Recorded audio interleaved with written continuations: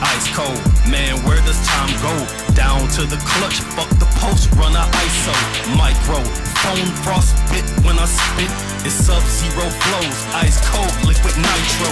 Blackout, back route, got the game mapped out. Rap game, MMA, heel hook, tap out. Don't make me go in your pockets, take the cash out. Counterfeit bricks, bitch, I slap you in your fat mouth. I want cabbage, dirty South savage. Yes, he Look out, it's your boy Ashy Knuckles doing a video on random topics, basically random topics in the sport of boxing.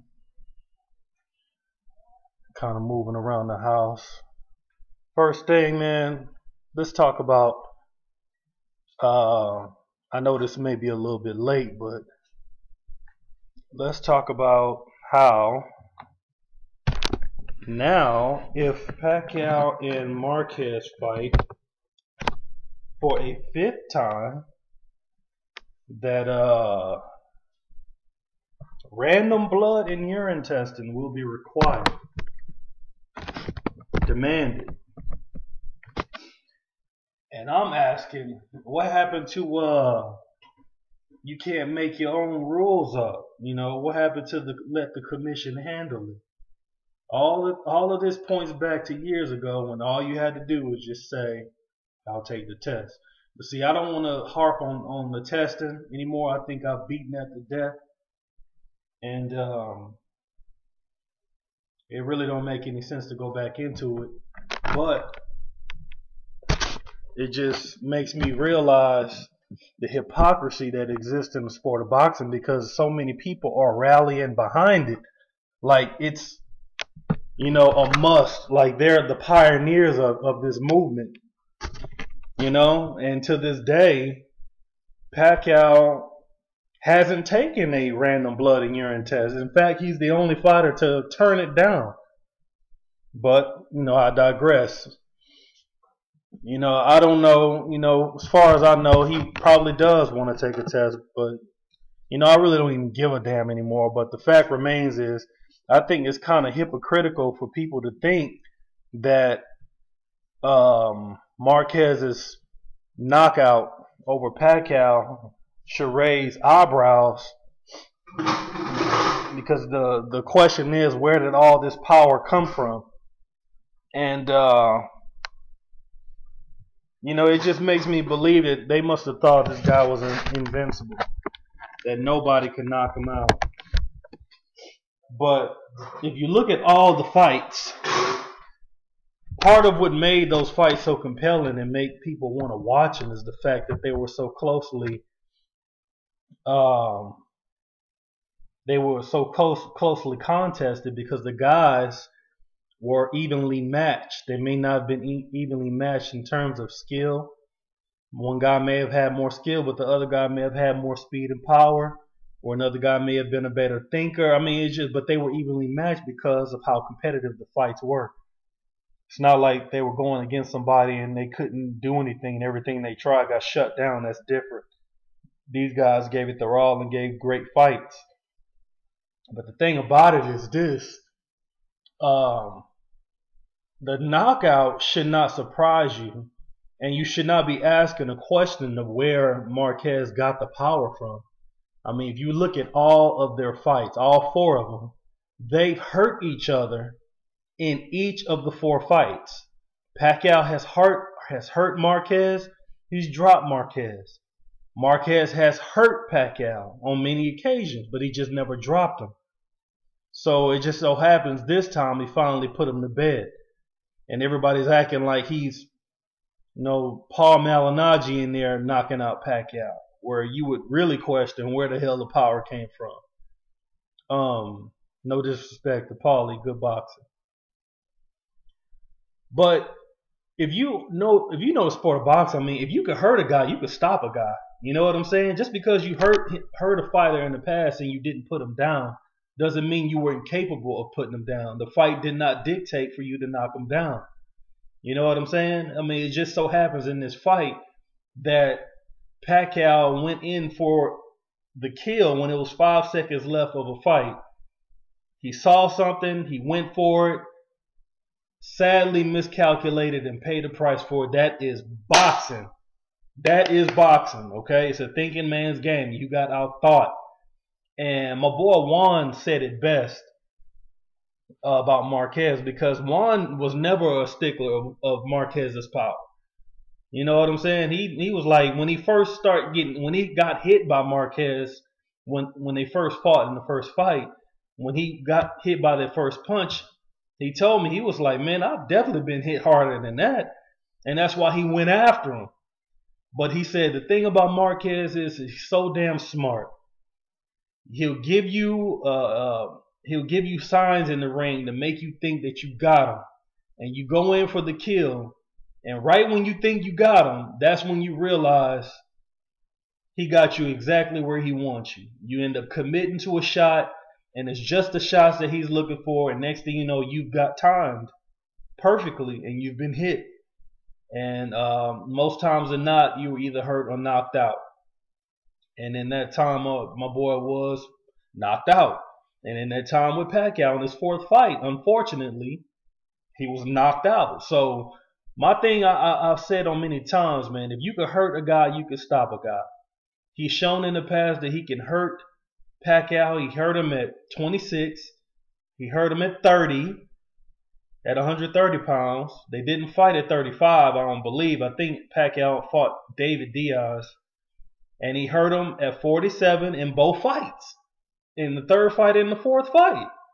So my thing is, why couldn't he knock him out? Why couldn't he put him down? It's not like Pacquiao's a machine. These are two men in the ring. Any guy can be beat. Any guy can be knocked out. They're saying they don't know where the power comes from. I mean, he's knocked guys out before. You know what I'm saying? I mean, you acting like this guy never put guys to bed. I mean, if you look at their records, they're kind of identical. If anything, you should ask yourself where Pacquiao's power come from later in his career, because early in his career, he wasn't knocking guys out. He was blitzing them with speed, but he wasn't just stopping guys left and right early on in his career. He was just beating the hell out of them. So it just never ceased to amaze me what people will come up with when they want a guy to win. If you're a true fan of the sport, if you really are an aficionado, if you really follow the sport, you shouldn't want any guy to win. You shouldn't really care who wins. That's the whole thing about the game of boxing. You shouldn't care who wins. But may the best man win should always be the motto, because it's two men taking risks. Two men putting their lives on the line. Two men doing what they love to do to entertain us. Point blank, period. But y'all need to stop with all that. Marquez took steroids for this fight. Did he? Who knows? You know, that's why we take testing. And to this day, y'all need to accept the fact that he agreed. The very first time it was mentioned, he agreed. As long as Pacquiao would take the fight, would take the test. And that's for this fourth fight. He agreed to take the test. So why didn't you take it if you were so doggone, if you were so suspicious? And why were you suspicious anyway?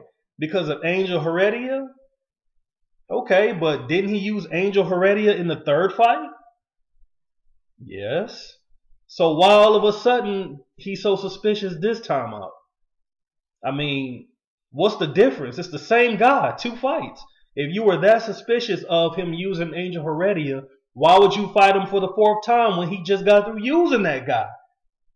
So why is it such a big fuss now? Is it because he won? I rest my case on that. Second thing I want to talk about is how people are anointing, man. Anointing. The hottest guy in boxing right now is Golovkin. Triple G is what they call him. And I ain't gonna lie, he is nasty. Seen him fight several times. He got stones in his hands. He got a very good skill set. But to this date, he hasn't really fought anyone. I mean, he's fought some people. He's fought some good comp. But you got people calling him one of the best pound-for-pound fighters in the world. They just throw that around like you could just give that to people. You know what I'm saying? You don't just throw that around. Oh, yeah, you're one of the best pound-for-pound because you got skills? No, you get pound-for-pound recognition based on the guys that you beat. And he has not beaten anyone to receive that type of recognition. I mean, we're going to base it off of skills. Anthony Thompson should have been pound for pound. The dude from Philadelphia, he had skills for real. And he never even won a world title. Anthony Peterson, Lamont Peterson's little brother. That little dude that dude is nasty. He got skills. He never won a world title. So you don't base it off of skills, and you don't give guys a high ranking based on them destroying the guys they're supposed to beat. They're supposed to beat these guys. If they beat them, I mean, you got to give them credit for doing what they did. They went out there to put their life on the line and they won. But you want to rank them way ahead of everybody else when there's other people who have faced much better competition. And I saw the last fight I saw of him was the Uma fight. And I give Uma credit because Uma's always been a tough fighter. But Uma's best days are behind him. This dude, he was a threat years ago. He began to decline after he fought Karmazin. When Karmazin put them hands on him, you know what I'm saying? Now, I'm not saying he was shipwrecked after that. But when Golovkin fight him, he was coming off of 6 losses in his last 8 fights. I mean, seriously. The other guy he fought, the Polish guy, I can't think of the guy's name right off the top of my head, man. But the guy, shoot, he's a tough fighter. I can't say his name. Proska. From Poland, he's a tough fighter. I'll give him his credit. He's a tough fighter. But you cannot base a win over Proska like it's just the best thing to ever happen in boxing, because even though Proska may be a solid guy, you know, a solid contender, he hasn't done anything in the sport of boxing. I mean, he beat Sebastian Sylvester. I'll give him credit for that. You beat Sebastian Sylvester. Kudos. But when you fight a guy in 2012 with a record of 1-1, you're no one I should be considering a threat. Because if you were a threat, there is no way in the world you would fight a guy who is 1-1. Okay? In his less than 10 fights ago, he was fighting guys that were 2-1 or 7-2. You're not a threat if you're fighting guys of this ilk. So stop it. Stop it with the anointing. Golovkin is a good guy. He's solid. I'll give him credit. He got stones in his hands. He got good skills. Know how to use a ring. Know how to capitalize on your mistakes. Know how to counter. That counter hook he throws is nasty. Put guys down, keeps guys down. But you get highly ranked based on the guys that you beat. And until he beat anyone, I'm not going to rank this guy as a threat that everybody's ducking, or as the future or one of the pound for pound fighters of today when he hadn't fought nobody. I mean, this is what the boxing media does. I remember when they were doing the same thing to David Lemieux, the Canadian guy who was knocking out everything in the same division, middleweight division, if I'm not mistaken, knocking out everybody. And then he runs up against Marco Antonio Rubio, and what happened? He got that ass whooped. Now you don't hear about David Lemieux no more. Now those same media outlets, they never mention his name. So you better be careful about what you're doing with Golovkin, because he may get his issue real soon. You know what I'm saying? You're a 160-pound champion. You haven't fought no solid 160-pound guys except Proska, who fights guys who are 1-1. You know, I just don't get it, man. I'm not a guy that's quick to anoint. You never fought Felix Sturm. You haven't fought Arthur Abraham. You haven't fought P-Rob. Sergio Martinez. You haven't fought Anthony Mundine. You haven't fought man, there's so many guys out there that got names he never even fought these guys. And I'm like, how do you just rank this guy? He's the Russian Canelo. Canelo ain't fought nobody. Has not fought anyone. Fought a welterweight for the world title. And everybody's saying Canelo is a threat too. Now I give him his props just like I'm giving Golovkin props. He's a solid dude. He has skills. But I'm not going to rank you highly above everybody else when you're not fighting anybody. The Canelo situation may be a little worse because Canelo haven't fought not one guy in the top 5 of the 154-pound division. And everybody's acting like he's the best guy for anybody to fight at that weight. And I'm like, how? He never fought nobody. He hasn't even proven he can beat a top 5 154 pounder. And now he may get a chance to fight Angulo, when Angulo was ranked #1 like maybe a year or two ago, before he got knocked out by James Kirkman. How come you didn't fight him then? You know what I'm saying? Why is it based on timing? All these guys that's being overhyped are fighting solid guys. When they fight solid guys, it's based on timing. Either they've been off for a long layoff, or they just coming off a loss, a tremendous loss, if they're coming off of being knocked out, or they're showing signs of being worn in the ring, ring wear. When the ring is actually starting to tell these guys it's time to hang it up. Fight somebody who hot. You know, Canelo, you one of the hottest stars. You sell a lot of tickets. That's why everybody's on your tip. But just because you sell tickets does not mean you're hot. You're hot based on the guys that you beat. I can't say that enough, people. If they're not beating anyone, you got to be careful not to crown them until they do. He has not fought anyone. Vanez Martirosyan's been there. Lara's been there. Angulo been #1 at the top of the list before he got knocked out. Carlos Molina's there. Kenan Bundrich is there. He has not fought these guys. He's only fighting guys that are smaller than him. And if you want to be truthful about it, he's not even fighting top 147 pounders. Lopez is a 40 pounder. You brought him up. He fought Victor Ortiz. He got brought up to fight Victor Ortiz. So you basically put 14 pounds on the guy to fight him, and you blew him out. Of course you blew him out. You're supposed to blow him out. You know? You're not even fighting the top welterweights. Matthew Hatton was not a top welterweight. He was a solid contender, but he was not a top welterweight. Canelo's not fighting anyone.